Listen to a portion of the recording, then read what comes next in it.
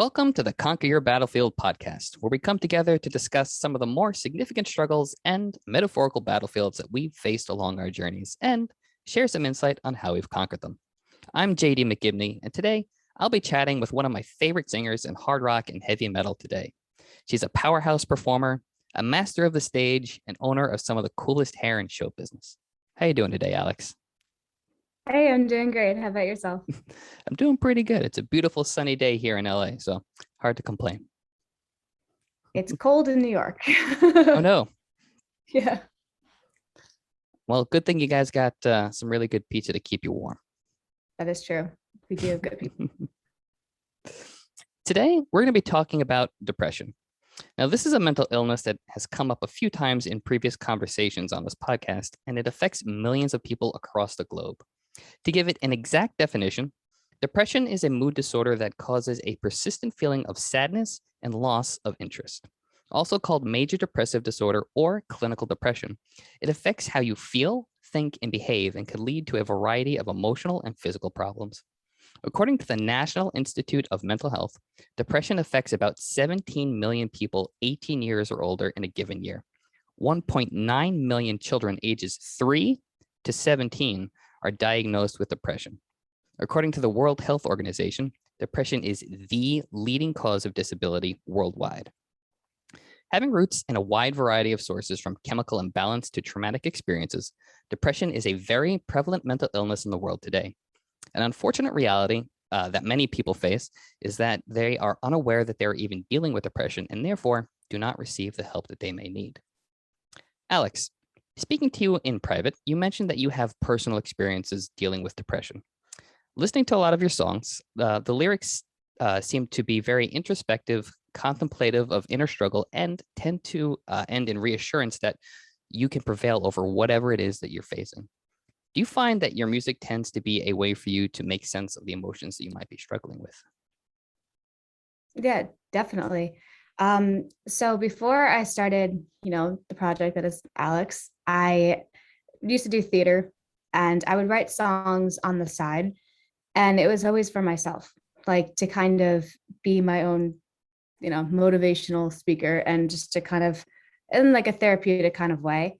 So I used to I wrote for myself and I never really released any of my stuff really. Like my friends knew about it. And as I like got older and I started being like, okay, well, this, I really want to like show this to the world and see if like maybe it can help other people as well. And yeah, a lot of my songs, it's funny because when I write on piano first and I usually come up with like the music before the lyrics. Mhm. And then sometimes like the lyrics will just kind of come out like naturally, like whatever topic is apparently brewing in my subconscious. And yeah, and then I realized, okay, like why am I saying the things that I'm saying? And then I end up just kind of therapeutically getting everything out. Fantastic. You said that when you first started writing music, like original music, you were doing it kind of like on the side as like your own source of therapy. Is that something that kind of just you felt inclined to do, or is it something like someone suggested that you might do? No, it just kind of happened. I mean, music is such a powerful thing and like it affects people in such different ways. Like depending on your mood, like you'll listen to certain songs and it just makes you feel a certain way. And I've always, I've always been musical. So I felt like it was one way I used to write poetry too. So like, I felt like it was just like a progressive step into like getting my feelings out. And also like, I'm not one to discuss my feelings. Like I'm very quiet and like, I'm not a very emotional person, I would say. So my songs are like my therapy. And that's how I, get out everything that I'm feeling. I'm noticing just through like having conversations with fellow artists and like doing this podcast that a lot of musicians, a lot of artists in general tend to not really be the kind of people to like just openly talk with like their friends, family, and like loved ones about like how they're feeling. They're just like, yeah, things are great, and like they usually tend to try to be like the rock for the ones that they care about, and like their therapy, their outlet has always ends up being their music. And I think that's an interesting trend, especially amongst the creative people. Um, so to go a little bit more in depth about like your personal relationship with depression, do you want to elaborate a little bit, like how Sure. it has touched you? So, I mean, there's obviously different variations of depression. So, for me, like, I'll notice, I don't know, that happened a lot like last year. The pandemic, like, definitely Mm, brought that back. But it's just, it gets to a point where, like, it's typically, you don't want to do anything, you have no energy, you just have like no motivation to do anything. And then, so like, there's that aspect. And then there's another aspect where like things are going well, like things are, like, you should be happy and you're not. Like, it just, most people, I would say, would be super excited to be, you know, doing what it is that you're doing. And you're just like in your own head, like being like, well, I don't deserve this, like second guessing everything, like, and just like sad. You're like, why am I sad? Like, I should be happy. But it just, sometimes like your brain just kind of like gets out of that. And like, if you don't kind of like get ahead of the hump, it just kind of just gets worse. So I've noticed, like, I've had that, I would say, like throughout my whole life, like just like little spurts of things like that. But again, the pandemic really, like, that screwed me up bad. oh yeah, no, there's that was definitely rough in so many different ways, but in the context, yeah, sorry, in the context of, basically everyone just being forced to be inside and quarantine, and a lot of people just by themselves or maybe with like one or two other people, like most of the time you're stuck with your own thoughts, you're stuck with yourself. There's no distractions. A lot of businesses, a lot of work was closed, so we were all kind of just stuck in our heads. So I can totally relate to that whole feeling of you know just sitting there with your thoughts and kind of going into that spiral of like analyzing and over analyzing and getting stuck going down that rabbit hole of, oh, maybe I should do this, maybe I should do that, or like second guessing, maybe I should have moved to Wyoming instead of wherever I am right now. So it sounds like with the past like year or two, like with COVID and like the pandemic and everything, that really was like a really strong pit where like depression kind of hit you pretty heavily. Yeah. Do you feel that um you feel that you were able to take channel those feelings into something a little bit more like positive and creative in order to help you work through it? Yeah, definitely. So I had written a song called Lose It All, and I Mhm. released that with my EP in like 20, I think it was 2018. I should probably check that. But yeah, so that was in my EP. And it was like a hard rock song. But when I originally wrote it, it was more like orchestral. And during the pandemic, like that, the lyrics came back. And I was like, you know what? I want to release it the way I intended. And like, so I released Lose It All Reimagined. And it's definitely like a more like emotional version of the song, which is kind of how it originally was. And so I took everything and put it into that. And I released that, was it 2020? Yeah, in 2020 in like November. So that was like a positive way to kind of deal with everything.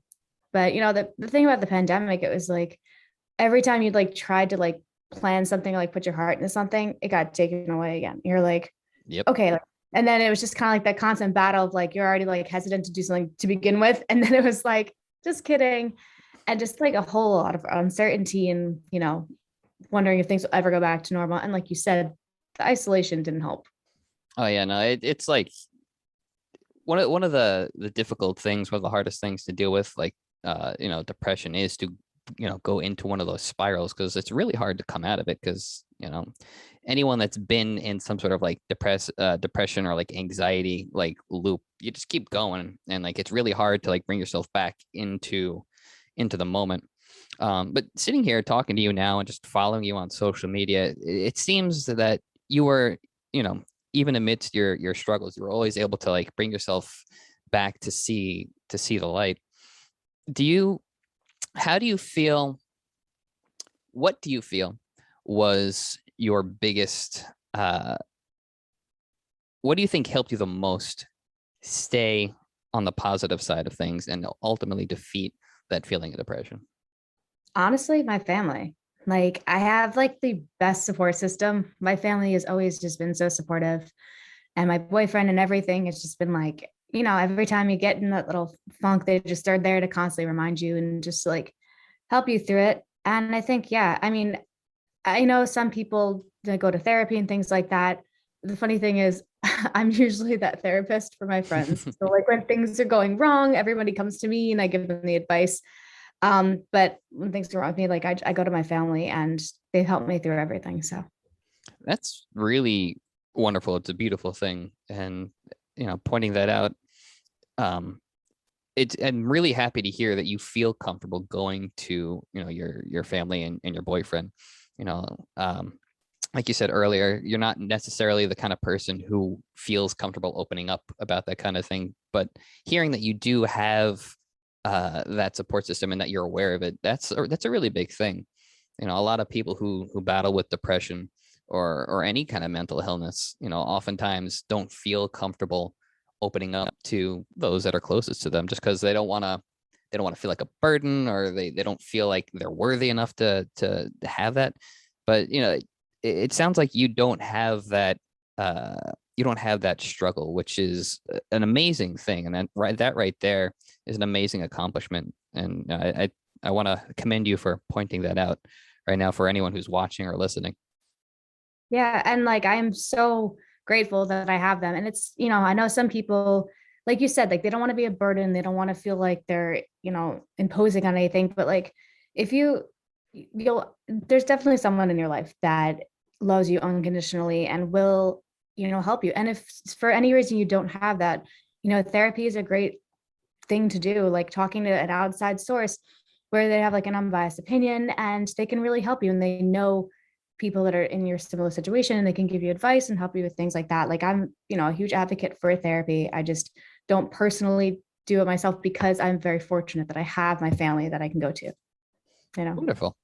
That's amazing. And sometimes, pointing out the going to a professional, going to a therapist, for those who don't necessarily want to, feel like a burden to their loved ones, going to someone who is unbiased, someone that's, for all intents and purposes, a stranger, somebody you don't have to worry about any social repercussions. You don't have to worry about like any potential damaging of a relationship. You can just talk to them about whatever it is that you're thinking and feeling, and you have that freedom. And being someone that has gone to therapy and is going to therapy, I personally feel that freedom. Like I have felt that, oh, I don't want to be a burden to like my family. I don't want to be a burden to my friends or like my romantic partners.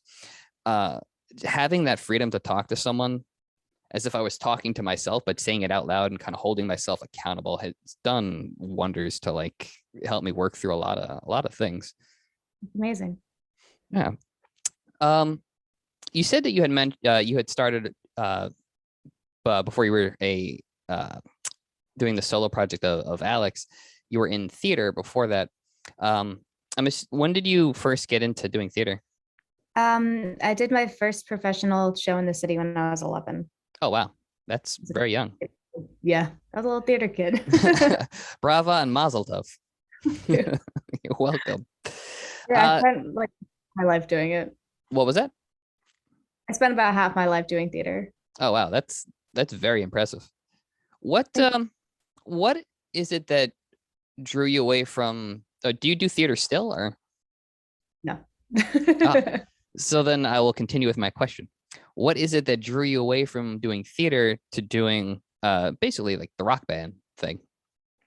Um, I guess, I kind of lost that connection to it. How do I say this? I like theater. I think theater is fun. Um, I enjoyed doing it, but I just got to a point where like I was kind of tired of singing other people's songs. And to be honest, it's very rare that I do a show where I love like every song. And I know that sounds so like, but it just, I guess I just lost my love for it, my passion. And, the more I was like writing my own songs, my friends were like, you should put this out. And then my friends would always joke, be like, why are you not a band? And I was like, I don't know, like theater. That was all I knew. So yeah, and it's funny, like I feel like the second I kind of put that, in one chapter and close that book, and moved on to the next one, I was happier. And again, like obviously, you know, things coming, like my mental state goes every now and then, but I feel genuinely happier doing my own music. So, it sounds like you found your voice, to throw in a pun here. What was it that originally connected you to theater? Like, what was it that like drew you in and like gave you that love for that art? I guess so I started dancing. I was a dancer first, and Mhm. then realizing I could sing when I was like 6 or 5 or 6. And then just I don't know, I guess the connection to it and the whole, singing, dancing, acting, doing all of that and the drama of it. I loved the music when I was growing up. So it's just the combination of everything, and I loved doing it all. But I don't know, I guess as I got older, I was just kind of Yeah. lost Well, touch. listening to the music that you write now, watching the music videos that you've put out, you definitely still like you perform. Like you're in a rock band, you're singing these rock songs, these metal songs, but you genuinely put in your all. You put your entire heart into like anything that I've heard or watched. And it definitely still seems like you're taking that performance aspect, but it sounds like you're fine tuning those skills that you learned and picked up and honed during your days in theater and that level of performance, and you made it your own, and you're being true to yourself, but you're still taking what you basically started doing as like a child. Yeah, definitely. I mean, one of the big things I used to do, like in like theater camps and all this stuff, is when you were singing a song, like I had one coach, actually a couple, but one that I'm thinking of, he had us like write out the lyrics to the song and then read it as a monologue. And then Interesting. so and the thing about theater, like they take so much time into what the lyrics are, why they're saying this, what's the intention. So you can basically read it as a story. So when I write lyrics, I mean, I'm not necessarily writing it as like a poem, so to speak, but I try to make sure that I'm saying something for a reason and I'm connecting with what I'm saying, which I think also is like that therapeutic kind of thing where Mhm. it's like really my words that I'm saying.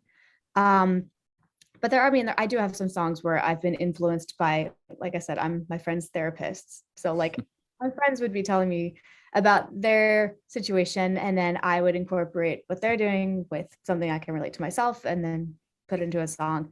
But I try really to like make sure that I have to believe what I'm saying in order for someone else to believe it. So That's a really good philosophy, I think, to have whenever you do like any kind of art, whether it's music, whether it's painting, sculpting. Like, you know, people, like your audience, your listeners, your observers, like they tend to know whether or not you're genuinely proud of the thing that you're writing or performing. So I think you making sure that like you that you create things that you're genuinely proud of and things that you believe in is really important.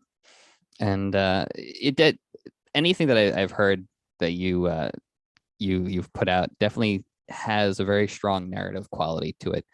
And like I pointed out earlier, it sounds like there's a lot of introspection too, which I think relates to that whole this is your therapy. yeah, definitely. So like I said, like I have to like believe it. And it's funny because sometimes like this happened the other day actually when I was practicing because I just had a show a couple of weeks ago. I was practicing for the show. And like, sometimes like when you're in practice, you just kind of like space out a little bit, you Yep. just kind of on autopilot. Yep. I like went through every song and I like as I was singing it, I was, really focusing on the lyrics and I was reminding myself like why I wrote every song. And it's funny because I noticed I performed it very different, not very differently, but a little differently because I was really remembering the reasoning behind it.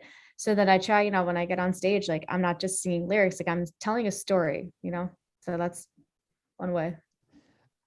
Do you feel, let's say, like you wrote a song like 5 years ago, if you were to play it now, do pointing out the fact that you were just like analyzing the lyrics again, do you feel that you're able to come back to that moment, that snapshot in time more objectively? And do you feel that as you go through your life and getting further and further removed from that song, that you're able to see that instance or that snapshot in different, with a different viewpoint.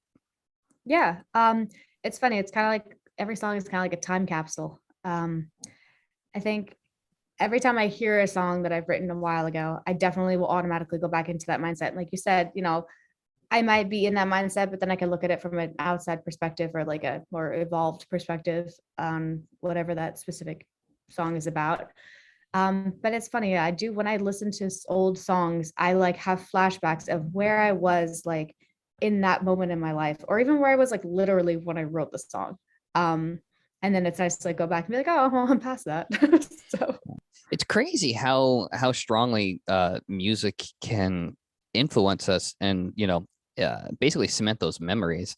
I imagine you have some songs like you wrote when you were like what, 14, 15, 16, and like you were to like, oh, let me listen to this, or let me like play this again. You're just like, oh wow, I remember where I was during that like math class, when yeah, I wrote this on my notebook. yeah, no, definitely. And I remember the first song that I ever like wrote, I think I was like 15. It was the first like cohesive song I wrote on piano. It's called like My Destiny, which was again it was cheesy, but like the music was cool. I think the lyrics were a little cheesy. Again, I was 15. Listen, sometimes you got to have a little cheese with your wine. Oh yeah, no. But it's funny because like I still like this song. Like it's not the greatest song ever, obviously, but I like it because it means something to me. And I was like, hey, maybe one day I'll like modernize it and tweak it and I'll release it. Yeah, well, that'd be fun. I think going back and seeing stuff like that, it's really cool to see, especially if you haven't seen it or heard it in like a really long time, to see how you've grown. But then, like you say, you still have like that strong emotional attachment. It's like, like having like a childhood, favorite cartoon or like your favorite toys. Like, you're an adult, you have like a family, maybe you have like grandkids, like who knows, like what stage of life you're in. But you still have like that emotional connection to like, oh, I remember that little like horse thing that I had when I was like 3, and you're just like, it's really cheesy and terrible, but like it still has that special meaning to you. And it's even stuff like that, being so far removed, how strongly like those things that we put that emotional context to can bring stuff back to us and like cement those memories. Yeah, it's pretty cool. Yeah. So Alyxx, thank you so much for taking the time to chat. I very much appreciate the fact that you're felt comfortable enough to open up about your experiences with depression, and sharing with us some of the insight of how you've been able to maintain staying on top of everything. I know it's not easy, under any circumstances, to really like open up about this kind of stuff. So again, I very much appreciate that. Thank you. Yeah, and I try to be open with, like mental health and like the way I feel and whatnot, mostly because I don't think I know when I post things on social media, like I'll post like a photo of my face, and I'm not always like so happy all the time, but just like understanding that you can still feel a certain way, but that doesn't mean you have to like allow it to take over you. Like try to do something positive, like talk to somebody, or just do something that you love. If you like playing video games and you're feeling kind of down, play video games. Like there's nothing wrong with having like a positive out or like positive thing to do if you're feeling kind of down or whatnot. But yeah, I mean, it's a lot of people, I think, go through depression, anxiety. They have a lot of things that go on inside that you might not see on the surface. But I think it's important to let people know that a lot of people are going through things that you might not see. Yeah, that's a really good point. Sometimes you don't know what everyone's going through. So I just want to throw out there, like, just because of that, you might not know what someone's going through. Reach out to your friends, loved ones, tell them you love them. Give someone a hug, a high five. Give them a compliment. Who knows? You might make their day. Exactly. Yeah. Well, I truly believe that the more we have these kind of conversations as a society, and the more that we're going to feel comfortable opening up about our struggles, and the more that we will help others to realize that they are truly not alone. Everyone has their inner strength to face whatever life puts along their path. So thank you again, Alyxx, for taking the time to chat. And thank you to everyone that has tuned into this episode. If anyone watching finds that they are struggling with their mental health, please do not be afraid to reach out to your friends, family, or a mental health professional. I'll place a link in the description of this video that will have some information and connections to further resources. And until next time, remember, you always have the strength to conquer your battlefield.